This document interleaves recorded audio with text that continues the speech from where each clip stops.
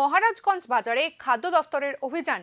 10 বস্তা রেশনের চাল সহ 2টি গ্যাস সিলিন্ডার উদ্ধার। আপাতত আলু ও পেঁয়াজের বাজার মূল্য নিয়ন্ত্রণে রয়েছে। খাদ্য দফতরের উদ্যোগে মহারাজগঞ্জ বাজারের বিভিন্ন দোকানে অভিযান চালানো হয়। সেখানে আগে থেকে পাওয়া অভিযোগ অনুযায়ী একটি দোকান থেকে 10 বস্তা চাল এবং 2টি সিলিন্ডার বাজেয়াপ্ত করা হয়েছে। পাশাপাশি আরো 2টি দোকানের কাগজপত্র সংক্রান্ত গড়মিল ধরা পড়েছে। বাজেয়াপ্ত চাল রেশন দোকানে ফেরত পাঠানোর ব্যবস্থা করা হচ্ছে। খাদ্য দফতরের উদ্যোগে নিয়মিত অভিযানের ফলে বাজার মূল্য নিয়ন্ত্রিত রয়েছে নিত্য প্রয়োজনীয় সামগ্রীর।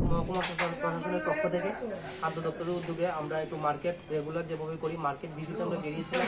অ্যাকচুয়ালি ভিজিটের মূল উদ্দেশ্য ছিল কিছুদিন আগে এই দোকানটা এটাতে আমরা পিডিএস রাইস পেয়েছিলাম, তো এটা ভেরিফিকেশনের জন্য আমাদের পাঠানো হয়েছিল। তো আমরা আজ এসে দেখলাম এটা সত্যতা পেয়েছি। আমরা এখানে পিডিএস আর 10 বস্তা যেগুলো আমরা সিজ করেছি, সিজ করে সেগুলো আমরা একটা রেশন শপে আমরা জিম্মানামা দিয়ে রেখে যাবো।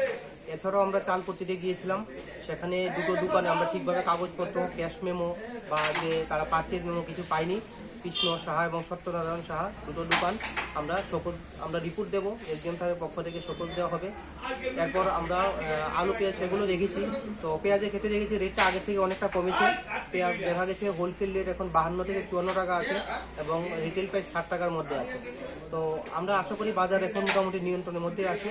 আর এটা আমাদের রেগুলার ভিজিট, রেগুলার মার্কেট অভিযান এবং এই অভিযান আমরা সর্বদাই চালিয়ে যাচ্ছি। এবং আমরা একটা টিফিনের দোকান থেকে 2টো সিলিন্ডার এলপিজি ডোমেস্টিক সিলিন্ডার সিজ করেছি, সেগুলো আমরা নিয়ে যাচ্ছি। এসডিএম স্যার ওনাদের নোটিশ দেবেন, হিয়ারিং রাখবেন, তারপর যে ব্যবস্থা নেবেন।